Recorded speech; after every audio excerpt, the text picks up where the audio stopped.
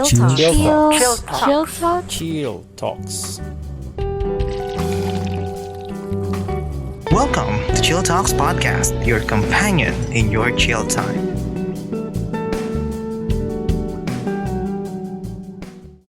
Okay, hello everyone, and welcome to another episode of Chill Talks Podcast where we discuss anything and everything over a cup of coffee. So, I'm your host, PJ, and this time, ang guest natin for today ay tate kong kababata ko ba? I think yes. I would consider it as yes kasi one of the things na curious ako or talagang I found interest in is how we communicate with people. Paano tayo makipagsalamuha? Paano tayo makikibagay? Paano natin malalaman na ang isang tao ay galit na? Paano tayo makikipag-usap kung galit na yung tao? How do we lessen the stress of the environment? And what better guest to have than a social worker? And my guest for today is a very professional social worker with 5 to 6 years of experience. So babad na talaga ito. So without further ado, Miko, di ko na sasabihin yung full name mo, pero okay na yan. Miko, thank you so much for accepting my invitation. And long time no see pa de. Long time no see pa de. So guys, Paul, Paige, thank you for inviting me here as your guest. So pasensya na because of my hectic schedule. Ngayon lang tayo nagkaroon ng time sa isa't isa. So yeah, it's an honor for me to be with you right now to talk about certain topics. And parang to jumpstart into this, gusto ko lang munang itanong for the benefit of our audiences, ano nga ba ang social work? Ano ba trabaho ng social worker? Tagabigay lang ba talaga ng relief ang trabaho niya?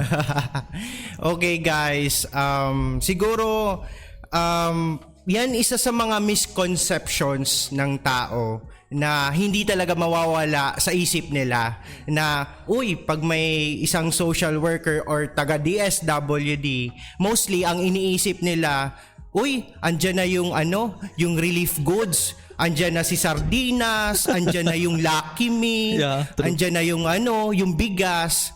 So, isa lang yan sa part or function ng isang social worker. So, siguro explain ko sa inyo kung ano talaga yung definition ng isang social work. So, ang social work, isa sa mga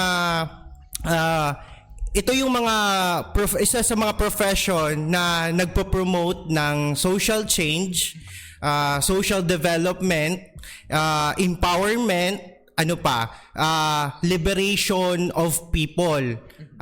So, syempre, ang focus namin is of course to help or uplift some of the individuals, groups, communities na kumbaga mawala sila doon sa sinasabi namin na intergenerational poverty cycle. Okay? So isa lang 'yun sa mga existing problems ng mga tao ngayon. So, okay. Yay! So at least nabigyan na ng kasi yun yung unang kasi ang pagdating sa social workers kasi pag nakita mo sila sa pilahan kasi sila yung frontliners na nagbibigay lagi ng mga ayuda kaya napagkakamalan tuloy na relief workers, hanggang relief lang pala ang social worker. Sayang ng lisensya kung hanggang doon lang. Oo. And to jump into the topic, kasi since ang focus natin is communication, one of the skills of a social worker is marunong makipag-usap sa lahat ng klase ng tao. So, kamusta yung earlier years mo as a social worker? Yung first time mong makipagsalamuha sa community, alala mo pa? Oo, actually, that was so fresh, So, unang salang ko pa lang, I was assigned, again, pinag-usapan natin kanina, I was first assigned in GIDA, yung geographically isolated area, no? So, itong areang to, isa sa mga binabansagan na, the island of no return. So sabi ko, shit, napakalaking pagsubok or challenge to as a social worker. So siguro yung first salang ko doon sa community, I experienced a lot of different kinds of people. So may una doon na client na pumunta sa akin. He was referred by the barangay captain na, sir, parang kailangan nito ng tulong kasi he was a battered wife. So sabi ko, hala, ito na pala yung first na mai-experience ko agad. So pagdating ko doon sa community, sa mismong barangay hall, nakita ko mismo yung situation nung client. Sabi ko, may mga pasa, para talagang physically abused siya ng kanyang asawa. So sabi nga namin, ang unang pumasok sa utak ko, kahit sa ibang mga social workers, ito talaga yung ina-apply namin na no emotional involvement. Okay, number 1 talaga yan. Dapat wag mong ipaparamdam or wag kang so dapat hindi mo siya maramdaman or masaktan ka sa situation ng kliyente mo mismo. So parang anong tawag nito? Pag umiiyak sila, dapat hindi ka rin iiyak. Yes. Parang hindi naman yan sa pagiging manhid, pero it just shows na handa kang tumulong sa kanila, hindi lang out of pity. Kasi may mga ibang na-offend talaga na nagkikwento sila tapos umiyak ka bigla. Parang nandito ako para hindi kaawaan. Parang nangyari yun kasi there was one time na kwento sa amin nung mama ko na nag-interview sila ng mga nasalanta ng Riming. Kasi during that time, may nag-interview daw na umiyak sa kwento nung nasalanta. Yes. Na bad trip yung survivor kasi akala ko nandito sila para i-research, hindi kaawaan. So there is I think a fine line na kailangan mo maging poker face at kailangan mo maglabas ng emotion. So in that case, Miko, kailan ka naman pwedeng maglabas ng emotion when talking with clients? Ako kasi hindi ako yung tipong expressive type of person. Sabi ko nga, as a male social worker, ang lalaki mas marunong mag-hold ng kanyang emotions. Particularly kapag may mga cases na more on violence, talagang kami yung mga sinasalang dyan. But syempre, we are equal naman. Siguro ako, pag umuwi ako sa bahay, nagko-contemplate ako. So, I strategize na ano ba yung susunod kong step na gagawin ko para at least continuous pa rin yung ginagawa kong connection doon sa client or doon mismo sa person na kausap ko. Okay, and when it comes to that, isa sa mga challenges ng karamihan ngayon, especially the younger generations, is paano magsimula ng conversation, paano mag-establish ng trust and rapport. So, for the benefit of everyone pala, pag sinasabi namin client, ito yung mga pumupunta sa mga social workers, hindi ito yung client na mga business owners, hindi. These are community people, yung mga nakikita natin sa mga barangay. So, that's disclaimer. So, yun, Mix, how do you establish trust and rapport? Lalo na kung first time mo makilala yung tao. Of course, as a social worker, siguro when you start, or you should always think of it na magkaroon ka dapat ng proper atmosphere, no? Yun nga, dapat may rapport ka doon sa mismong kliyente mo. Kasi when it comes to a client, hindi mo alam kung sino ang kausap mo. Hindi mo alam yung laman ng utak nila. Like iba-iba ang ipapakita nila na personality. So in my case, of course, sabi ko nga, you should always on that side na marunong ka mag-level. Okay? Dapat may leveling tayo. Hindi mo ipapakita na maangas ka, na parang umaasta ka pa na ikaw yung authority. Ipaka-feel mo sa kanila na you are willing to help, na doon pa lang mafe-feel na nila na andoon ka para sa kanila. Okay? So parang nag-i-establish ka na din ng harmonious relationship between you and doon sa client mo. And also pala, one of the things na hinahandle din ng social worker is yung emotional damage. Emotional damages or yung mga traumas, di ba? Yes. How do you console someone na nag-open up sa inyo with extreme trauma? Let's say abuse, yun nga, physical violence, sexual violence. Paano mo binababa yung stress nila? Kasi for sure napaka-stress lagi nila, maduda sa mundo. Yes. So how do you make them relax in stressful situations? Alam mo, Paul, talking about that kind of or type of client, so kung paano natin ipapababa yung nila, yung stress, no? So ako, I always do ask, pero kami kasi meron kaming tinatawag na counseling room, no? So inaalis namin sila sa environment na kung saan pwede ma-trigger pa yung trauma nila. So ini-invite namin sila sa isang counseling room, doon kami nag-uusap, no? So it is very simple. Hindi mo sila tatanungin ng mga bagay na very sensitive, no? Syempre, ang unang itatanong mo diyan, kumusta ka? Are you okay today?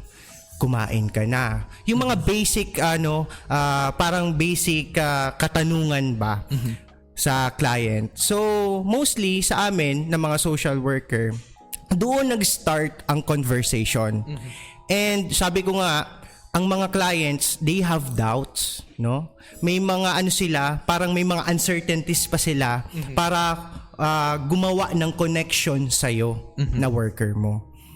And also, when it comes to doubts, aside sa mga clients nyo, for sure, as social workers, you also, may konting doubts din kayo sa clients, pero in a way na sinisiguro nyo na totoo yung sinasabi nila. Yes. Pero on your case, how do you determine kung totoo nga ba or may sikreto pang tinatago sa inyo yung mga kliyente nyo despite sa mga sinasabi nila?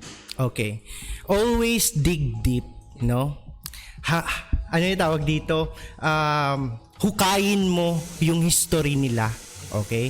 Kasi minsan sila, may mga clients na yun lang yung presenting problem nila, yun lang yung sinasabi nila na, for example, sir, kailangan ko lang ng financial assistance, for example. So, ano yung cause bakit hihingi ka sa amin? Ano yung reason bakit ka hihingi sa amin ng financial assistance? Ano yung main reason?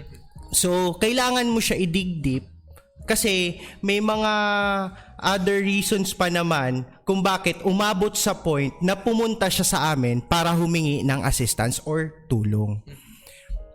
Ang tawag nito, when it comes to dig deeper, I think one of the topics na nagustuhan ko noon dati is the art of questioning. Yes, Kasi parang you have to ask specific questions para makuha mo yung answer. Pero syempre, ang mga social workers, hindi ka pwedeng magtanong ng mga direct questions, Yes, di ba? yes, So, yes. on your case, ano yung line of questioning strategies mo para makuha mo yung result na gusto mong makuha without asking that question directly sa client? In terms naman sa questions, I always prefer by asking how. Okay? So, how it did come up or paano dumating sa point na ganun yung nangyari sa'yo. So, sabi namin, you should be always direct, no? Doon sa kliyente. Parang walang paligoy-ligoy. Direct to the point na talagang aalamin mo talaga,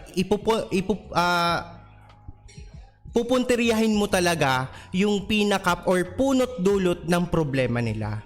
So, again and again, talagang magdi-disclose sila ng problema if na-feel ng client mo na talagang yung willingness mo na that you are putting yourself on doon mismo sa client's shoes and mag-open up na sila ng kanilang mga problema sa buhay. Okay.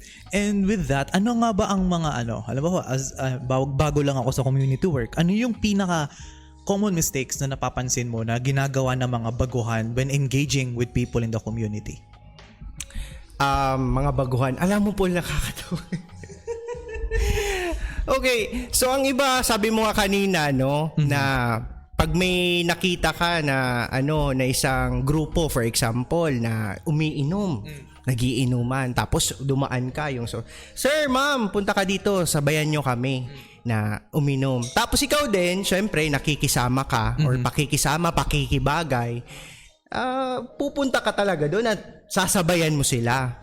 Sabi ko nga, pag nandoon ka sa community, isipin mo na you have a big responsibility as a field or community worker.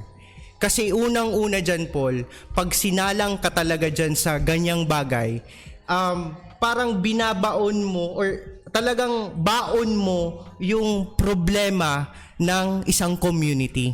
Okay? So, ang iba dyan kasi, ang mistake ng ibang baguhan na social workers natin is parang madali lang sa kanila na parang nagsiset na sila ng expectations na ay, ganyan yung mangyayari. Alam ko na yan. Napag-aralan na namin yan before when doon sa mga theory ni ganyan, ni ganito. So, iba pa rin yung application. There are unexpected things na mangyayari or nangyayari sa loob ng community. Kasi parang hindi naman kasi predictable ang mga tao. Yes, oo. Iba-ibang ugali niyan eh. And at the same time, one of the things na trabaho din ng social worker aside doon sa counseling is community development. Yes, Yung social change na sinabi mo kanina. The question is, how do you convince a community na makinig sa'yo as an outsider na nagsasabi na ito'y makakabuti sa community ninyo, hindi ka naman taga doon. Okay. Diba? Usually common yan na, sino Very ka ba? Sino ka ba? Para, Who you? para magsabi ka na, kailangan namin ng ganitong training. Sino ka ba? So how do you handle those kinds of, ano tawag yan? Arguments sa mga tao? Alam mo, Paul, very common yan na nangyayari talaga sa amin. Everyday yan. Patience, no? Learn to na parang magkaroon ka ng time na kumbaga bigyan talaga sila ng oras kasi parang lang yan parang puppy lang yan, 'di ba? Na hindi ka kilala ng puppy tapos pag nasanay sa iyo yung puppy talagang kusa na siya sang dadating sa iyo. Kusa na siyang lalapit sa iyo. So sa akin, sa experience ko naman, ako talaga I managed to be passionate sa trabaho ko. So talagang hindi ako umaalis sa isang community na hindi ko nagagawa yung aking main goal or main objective ko doon. Kasi syempre, as a social worker, marami talagang marami kaming binabao na strategies na talaga potentially makakatulong talaga doon sa mismong individual, group or community. Kaya nga sabi ko, kung isa kang baguhan na social worker, patience talaga ang kailangan.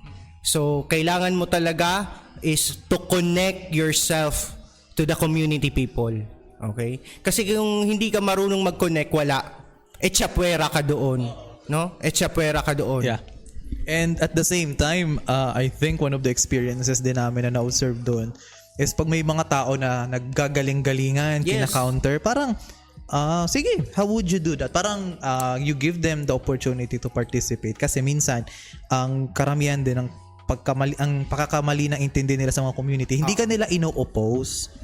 Technically, di sila nag-oppose. Parang they want to be involved din. Yes. Kasi parang, ayun, naobserbahan namin yan doon sa recently lang, na-observe ko. May pumuntang immersion, nag-immerse sa isang community, tapos may nagsabi doon na, itong dapat gawin natin, ito dapat yung sundin. Sabi ng mga community people, hindi naman ganyan yan kasi hindi ka naman taga dito. So parang, tawag yan? One of the things to add to your statement is let them be involved. Na, sila mag-suggest, sila yung magsabi niya kasi di ba even though you are social workers, may mga community leaders din naman silang pinapakinggan, di ba? So let them be involved. And also, balik tayo dun sa conflict. May nasabi ka kanina off-air na tinutukan ka na ng basag na bote. Pero that's an extreme case. Pero how do you handle once na nandun ka na sa ganong level of stress and conflict? Kasi most people cannot handle that. Sa akin naman, Paul, buti nga that time, may mga kasama akong kagawad, barangay tanod. So, I was protected that time. So, in my case, pag ganun, wag ka mabibigla. Sabi ko nga, kung social worker ka talaga. No? There are different cases, mas malala pa sa ganung situation. So, sa akin naman, sabi ko, antayin muna natin na mag-subside yung ano niya. Kasi he's drunk that time. Talagang nakainom talaga yung taong to. So inantay namin. Nagantay kami halos 8 hours kami doon just to help him, no? Kasi kailangan din talaga namin na ma-interview siya. Kasi kailangan namin yung presence niya para maisama namin siya doon mismo sa munisipyo. Kasi nandoon yung ibibigay namin na ayuda. Okay? So, ang nangyari, nagpasensya kami. Talaga number 1, pasensya talaga siya. Kasi kung ikaw talaga, kung meron ka din na tawag dito, may anger issues ka din, talagang madadala ka sa ganong situation. Pero kung isa kang social worker na marunong ka na i-control yung emotions mo, tapos sa mga ganong uri ng mga approaches ng kliyente or nung person na yon, then manage to have a parang napakahaba na pasensya. Talagang nako po. Hindi na ako Alam mo, Paul, kulang na lang iiyak ka na lang talaga doon. Oo, kasi yung ganung like I said, not everyone can handle that kind of stress. It's either magagalit ka rin, tatakbo ka, or tatayo ka lang na hindi ka makagalaw sa takot. Pero one of the things na I found fascinating with social workers in general is that kaya nyong mag-blend with the community. Yes. Kaya nyong maging belong, but at the same time, kaya nyo ring mag-impose ng authority to them. How do you do that? What's your secret in doing that? So, sige, Paul. Again, siguro, bigyan natin ng background yung mga viewers or listeners pala natin na I am employed in the SWD. So, I am under the program of Pantawid Pamilya, or so tinatawag natin na 4Ps. So, mostly sa ginagawa namin talagang community organizing, okay? So talaga kami yung nag-i-implement ng program activities na talaga makakatulong sa kanila. So paano namin pinapakita na kumbaga nakikibagay kami, marunong kami makisama, and at the same time may authority. Unang-una, Paul, sabi namin, nandito kayo sa program ng 4Ps, isa kayo sa mga beneficiaries. May mga pinirmahan kayo na oath of commitment or yung tinatawag namin na panunumpa, and nakasaad doon or stated doon yung mga functions or responsibilities nila. Pero kung aalisin naman natin yung oath of commitment, very very common naman sa kanila, or alam na nila kapag may mga galing sa ibang agencies na pumupunta na they have to be yung parang dapat may respect kami pag may mga taga DSWD, may mga taga DepEd, may mga taga DOH, ganyan. So ako, Paul, pinapakita ko talaga sa kanila na mabait ako. Okay? Mabait talaga ako sa mabait.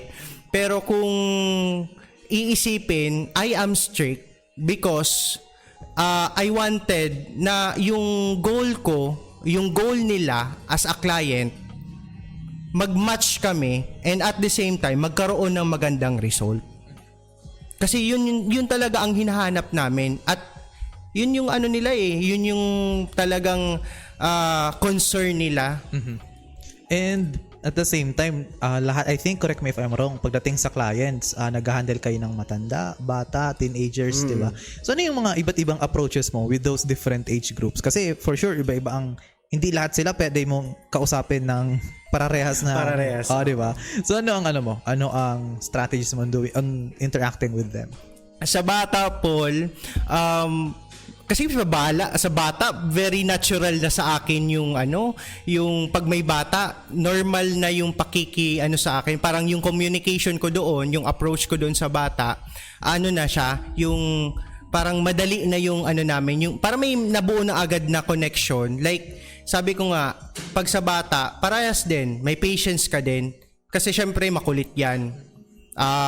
Paunti-unti, ang bata curious yan Talagang habang nagkakaedad yan, talagang super kulit niyan. Tapos nandoon ka para i-guide sila.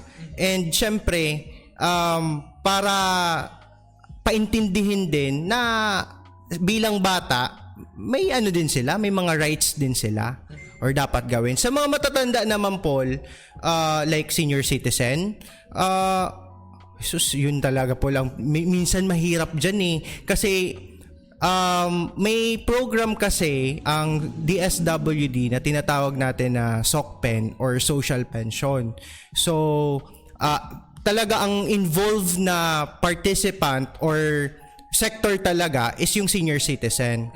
So, isipin mo, Paul, pagka may payout or may mga pa-meeting, yung matatanda, pag binigyan mo ng ganitong oras, 9, darating minsan yan, alas 12. Ay, yun lang. Tapos minsan, hindi ko naman inaano yun, pero yan talaga yung reality.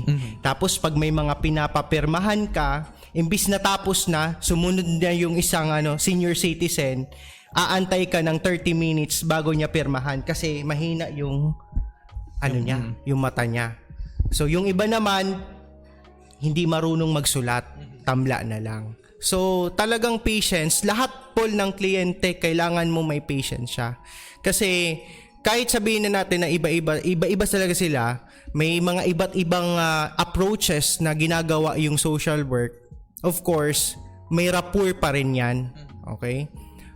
Magseset ka pa rin ng magandang atmosphere doon mismo sa kliyente mo. Okay. And to add to that, given the way you describe your work, parang sasabihin ng mga tao na, ay, nakaka-stress naman yan, nakakapagod naman yan, ba't di na lang siya mag-quit? So yun nga yung question ko, what makes you push lalo na pagbutihin yung trabaho mo as a social worker despite the challenges na napag-uusapan natin kanina? Because, Paul, there are lots of existing problems in our society today. Yun lang. Sabi ko nga, kahit sa ibang bagay makakatulong ka. Pero pag nandito ka sa profession, may knowledge ka kung ano talaga yung tama mong or kung ano talaga yung tamang gawin or process in helping them. Ganun yung ko eh. Parang yan talaga yung perspective ko para i-push ko pa na kahit talagang minsan 24/7 wala nang tulog. Minsan may case kami na this oras ng gabi, tatawag sa'yo, sir, ma'am, may concern kami na ganito, kakausapin mo siya. Siyempre, considering talaga na kliyente mo and may need siya. So, lawakan lang talaga, nilalakawakan lang namin yung yung mindset namin and at the same time, yung pasensya namin. Kasi, sabi ko nga sa iba, sa mga kapatid ko na mga social workers din na nandyan sa sa kanya-kanyang fields na keep it up, no? Laban lang tayo kasi kailangan tayo ng society. Part tayo ng society and bilang isang worker o social worker, andoon tayo para bigyan sila ng proper interventions or yung social change na tinatawag. Okay. And before we proceed doon sa mga iba pang malalalim na communication discussion, na-curious ako kasi I've known you since elementary. Tama ba? Yeah. Elementary. Panahon pa na gumagawa pa tayo ng mga horror stories, etc. Yes. etc. Panahon nun. Pero pagdating sa trabaho mo ngayon sa social worker, how did that change you as a person? Comparing nung nung siguro bata pa ako until siguro kasi Paul, sabi ko nga sa iyo, I am a bullied person. Meron din akong experience as in super bullied talaga ako that time. So sabi ko, paano ko i-manage ang sarili ko kung palagi na lang ako nabubuli? Kasi nawawala yung confidence ko. I mean, lahat naman tayo nabubuli pero iba talaga yung na-experience ko. So, with the help of my auntie and understanding why social work exists, nabigyan ako ng idea para pumasok sa ganitong profession. Kasi Paul, sponsored child ako ng Children International. So, isa siya sa mga nagki-cater ng mga children na may mga needs. Specifically, education, health, yan yung mga isa sa mga objectives nila. So, isa ako sa mga beneficiaries. So, natulungan nila ako. And I asked Tita, ano yung trabaho ng mga nasa taas? Kasi tinanong sila that time. Sabi nila, mga field workers yan, mga social workers yan. So, sabi ko, Tita, parang hindi siya common na trabaho. Parang may something na parang tumutulong talaga direkta doon sa mga tao. Parang yun talaga yung profession niya. So, in-explain na Tita sa akin na ganito ganyan. Then, ni-research ko siya. Okay, parang akma to sa sa naging issue ko before na bullying. Then yun na yung naging avenue to continue my profession. So parang doon na nagsimula. Nagsimula na doon. Doon sa sinabi mo kanina na ang trabaho ng social worker is to help. But sometimes there are people na ayaw talaga magpatulong. How do you reach those kinds of people? Yung mga kasi 'di ba habang nag-iisip ka ng sagot, 'di ba, on your line of work, talagang your mantra is kailangan mong tumulong. Yes, despite with your lahat ng abilities na kaya, with all your best. Pero what if ayaw talaga ng tao? Kung ayaw talaga, Paul, ito yung sinasabi namin. Kung ayaw, then antayin muna natin. Baka kasi magbago pa yung isip nila. Learn to wait. Yan talaga, learn to wait. Kasi nagbabago din yung mindset nila, no? Alam mo, sa una sasabihin lang nila na ayaw nila, pero deep inside gusto pala. Maraming ganyan, Paul, yung mga tipong sabihin natin pabebe. Mga pabebe. Yeah. Just kidding aside. Pero seryoso talaga, yung mga ganyang bagay, antayin mo kasi malay mo gusto talaga nila bigyan ng tulong. So ang ginagawa namin, hindi kami yung tipong pinipersa namin na, hoy, kumuha ka ng assistant sa amin, na pinipilit namin na pumunta ka ng DSWD, kumuha ka doon ng financial assistance. Hindi kami ganon. So kung ayaw nila, then learn to wait. Learn to wait kasi lahat ng tao nangangailangan yan. Mayaman ka man, mahirap, nangangailangan yan. We have different kinds of problems na relevant doon sa mga needs mo. Anong tawag nito? Parang hindi nyo sila sinusukuan despite Hindi talaga, everything. Paul. Okay, that's good. And isa sa mga nasabi mo kanina doon sa mga sa senior citizen na kwento mo, may mga na-handle din kayong for sure na mga illiterate, hindi marunong magbasa, hindi marunong magsulat. So, how do you present complex ideas, complex situations sa mga tao na konti lang yung exposure nila sa mga ganong environment? We act as a teachers. No? Sabi ko nga, ang social worker, multitasking yan. No? Maraming maraming role yan. Hindi, kala mo social worker lang, tapos pagkatapos yan, teacher ka na. Okay? So sa ganung case, Paul, minsan kami, kung sa level namin, kaya namin turuan, talagang tuturuan talaga namin yan. So kung sa level naman na hindi na kaya ng level namin na bigyan siya ng learning doon sa so yung mga simple pagsusulat ngaya, then nire-refer namin sila sa mga agencies, like for example meron tayong tawag dito yung program ng DepEd. Isa sa mga program ng DepEd, ALS, yung Alternative Learning System. Yeah. So, minsan, nire-refer namin doon, tapos si ALS mismo ang magbibigay ng schedule para tulungan yung mga yung mga, for example, senior citizen. So, yung tipong pag hindi mo alam gawin, i-directa mo na lang sa mga tao. May mas referral. May alam. referral na mangyayari. And at the same time, na-curious lugod ako pa in your whole experience as a social worker, ano yung moment na nangyari sa'yo na napasabi ka sa sarili mo na damn, nasa tamang profession talaga ako? May ganun ka bang moment na unforgettable na client, unforgettable na experience that validates na tama ang pinili mo? Everyday. Everyday, Paul. Lalong-lalo na kapag nabigyan ng tamang tulong at nakapagsabi sa iyo ng yung client mo ng thank you sir. Natulungan mo ako ng ganito. Yun yung nafe-feel ko na parang I am complete. I am fulfilled na kahit mahirap sa amin, yung pasasalamat lang nila, doon ko na masasabi na isang social worker talaga ako. Na kumbaga, despite na maraming proseso na nangyari, nabigyan mo siya ng tulong at nagpasalamat siya sa'yo. Okay, and to add for that sa buhay mo naman, outside of social work, ano tawag nito? How do you still manage time for your hobbies? TikTok, working out, dancing, Lahat-lahat. kakain na natin lahat. I mean, kasi I've known you as a creative person. Yes, Magaling ka yes. mag-drawing, yun nga, dancer, singer, weightlifter, TikTok, lahat na ata eh. So, how do you still find time to pleasure yourself? No, how do you find time to To make some leisure time. Oo, yan exactly.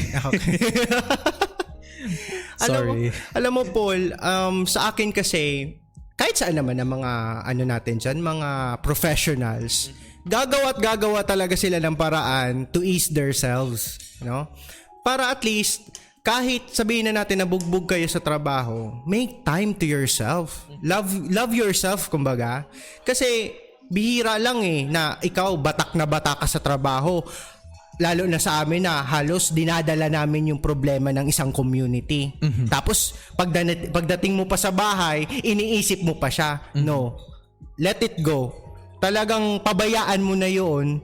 Iwan mo na yun doon sa opisina. Tapos gumawa ka ng way. Pagdating mo sa bahay, magkaroon ka ng ibang hobbies. No? Ayan nga, ginagawa ko. Na TikTok ako.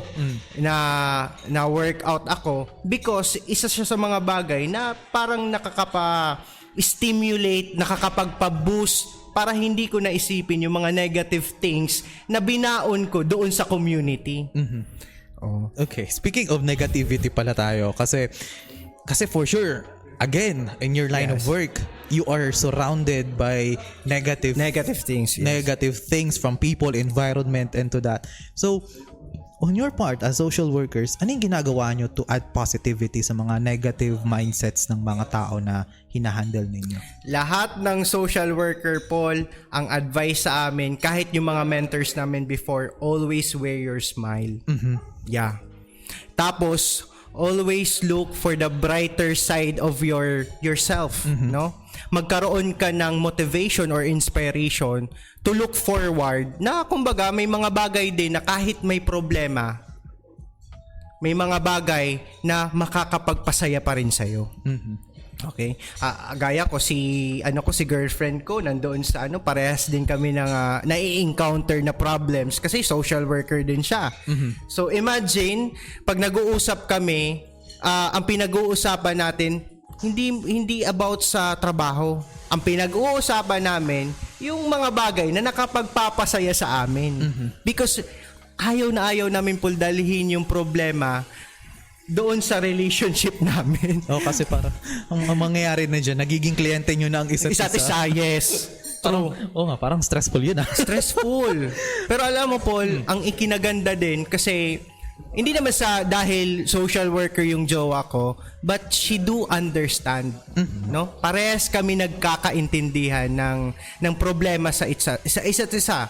Like we have personal, family problems na nag-exist. Pero at least sa level namin, talagang understanding matters. Parang yun talaga yung namin may acceptance kami sa kada isa. And also, anong tawag dito, Mix? Isa sa, diba kanina kwento mo, may mga reassignment kayo. Yes, diba? yes. Nalilipat kayo sa iba't ibang community. How do you say goodbye? Sa mga, kasi for sure, you build trust. You build rapport. Kilala nyo na sila. Kilala ka na nila. Tapos biglang aalis ka. Nandi mo na sila makikita. How do you say goodbye? Alam mo Paul, naalala ko na naman, pinaalala mo na naman sa akin. Alam mo yung tipo Paul na ikaw talaga yung tinitignan nila na ama. Parang father ka na doon sa community. Like sabi ko sa mga beneficiaries ko or doon sa mga community people na sabi ko, I'm always here for you no matter what. no? Kung may problema kayo, ask me, tawagan nyo ako, i-PM nyo ako, nandito ako. Then umabot sa point na ito na nga, nasasabi ko sa iyo na ililipat na ako. Alam mo, yung napakasakit talaga na nagkaroon na kayo ng parang connection, no? Ng trust sa isa't isa. Tapos sa isang iglap, because of, syempre, sa work din, na kailangan mo din talaga na i-consider yung health mo. Kasi ako, nalipat ako considering that I have a health problem.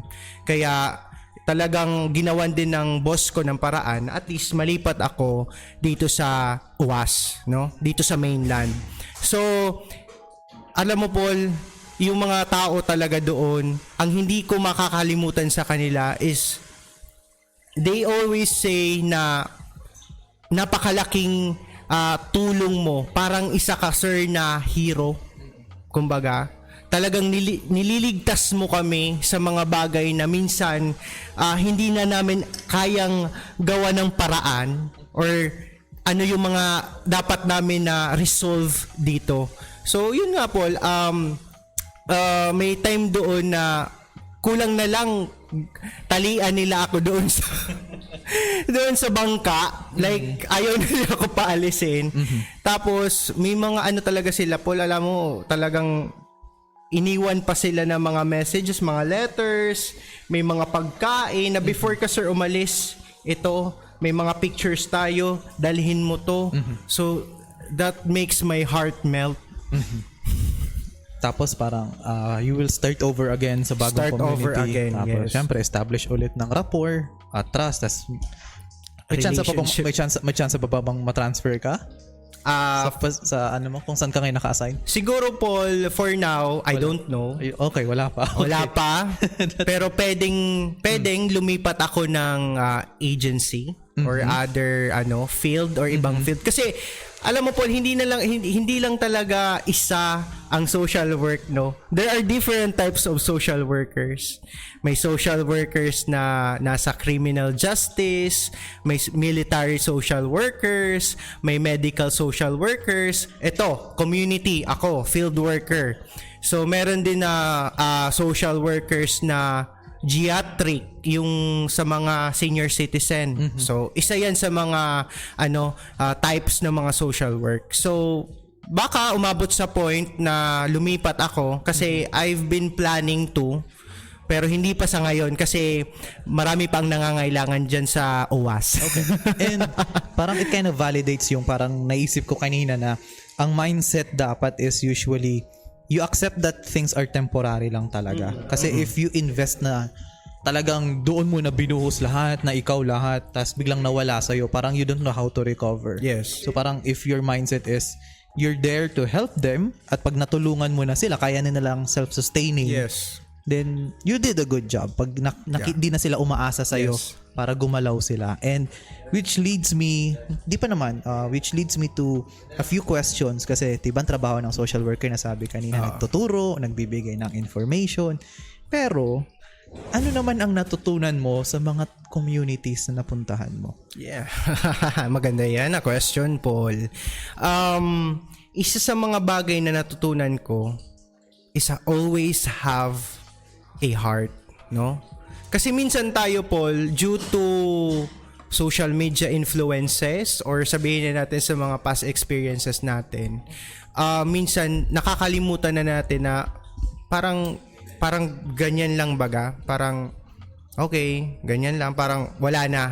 So ang nangyayari is parang parang sa akin kasi sa level ko, ako naman parang yung learning ko doon iba kasi comparing dito sa sentro, sa Tabaco before, kasi ako baga city boy ako alam naman natin yan na dalawa. So iba yung iba yung environment natin comparing doon na yun is isolated area. Iba doon ang tao, iba ang mindset doon ng tao. So nakikita ko how responsible they are as a person or as a family. So, in terms naman sa sa pag-establish or building a good relationship inside a family, nakikita ko talaga doon, Paul. As in, tapos isa pa, yung pagtutulungan nila sa isa't isa.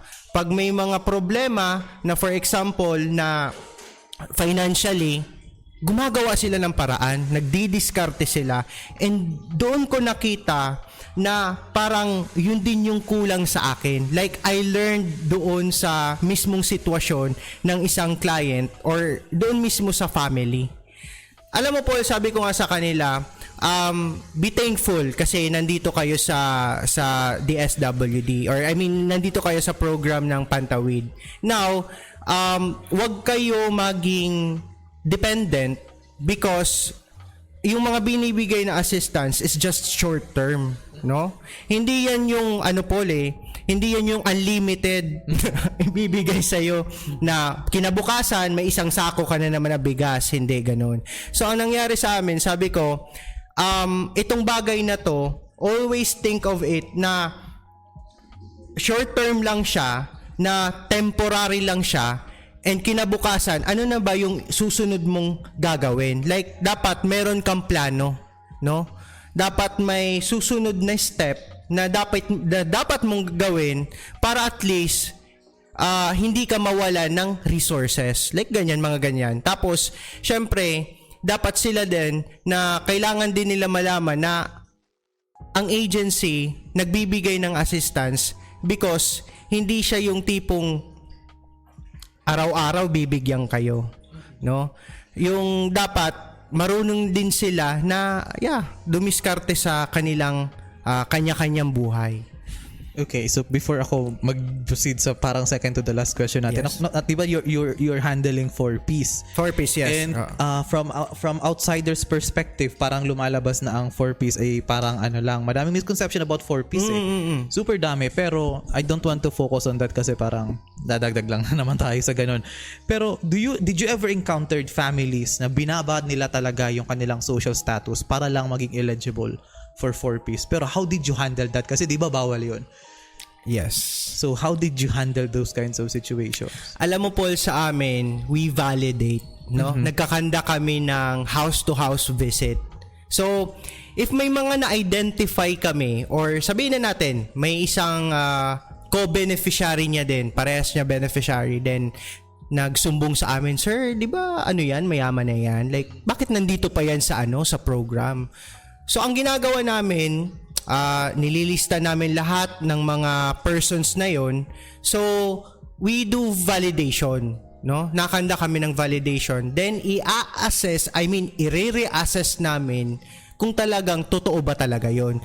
Kung ang livelihood ba talaga nila, talagang kailangan talaga nila ng kailangan nila talaga dito sa program na to na makapasok, or it's just a matter na gumawa lang sila ng strategy na i-lower nila yung status nila just to be here in the program of Pantawid. So sabi ko nga, kung may mga ganong cases, may validation na nangyayari.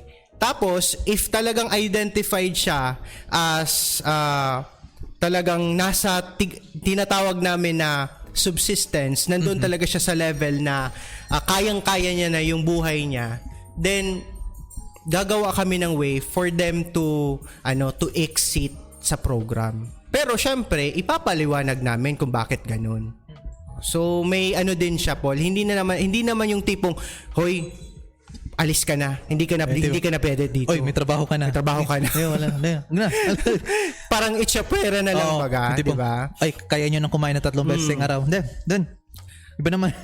At least hindi naman Yes. ganun. Kasi yun yung nakikita namin sa outsider's perspective, misconception ng 4Ps is para nagiging tamad daw yung mga tao. Diba? Kaya may mga dinadaya yung sistema para mangyari yun. Pero moving on, isa sa mga nakikita ko rin na comments from sa mga social workers, bakit may mga, given sa mga the way you share your story, ba't may mga social workers na nalilabel as mataray, or may mga social workers na nalilabel as hindi marunong makipag-usap sa tao? Okay, Paul. Yung sinasabi nila na mataray, siguro yung facial feature na lang nila, no?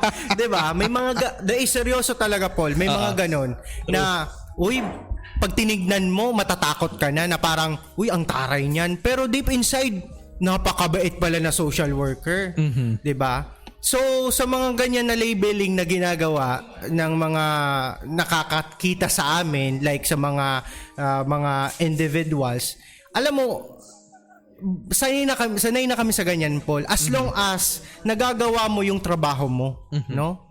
So, sila, ano namang naman yan, Paul, sa una lang naman yan, as time goes by, they will learn na iba pala yung judgment nila doon sa worker nila.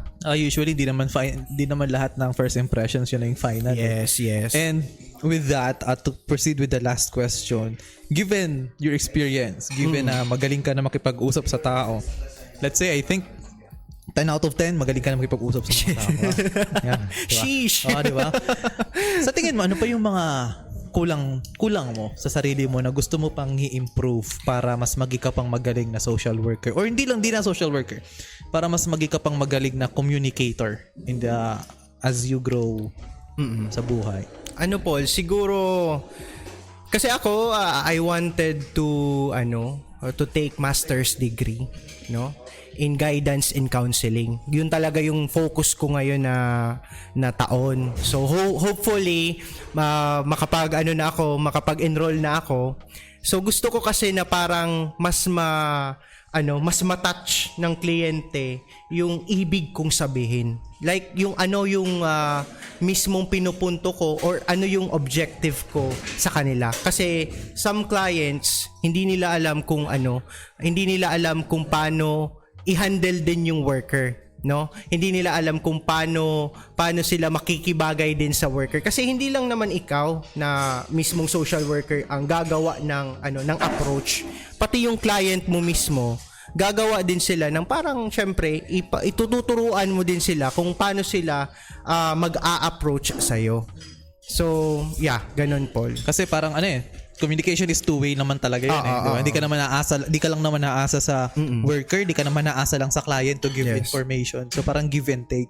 And with that, hopefully, good luck sa masters. Thank you, Paul. Kasi parang yan lahat ang lahat na gusto natin tahakin. Kahit ikaw din, good luck sa iyo. Masters din ang kailangan natin. Pero yun nga, sa lahat ng mga nakikinig, hopefully you learn something na pagdating sa pakikipagkapwa-tao. Yes. Kasi parang what better way to learn that from the actual person na babad sa community. So kung gusto niyo i-follow si Miko, I will link his Facebook at nandoon na lahat from TikTok, lahat. You will. Kailangan ko ng followers. Joke siya. Personality na rin. Social worker personality na siya. Pero with that said, this is your host PJ, and thank you for listening to this episode of Chill Talks, and see you next time. Bye bye. Oh.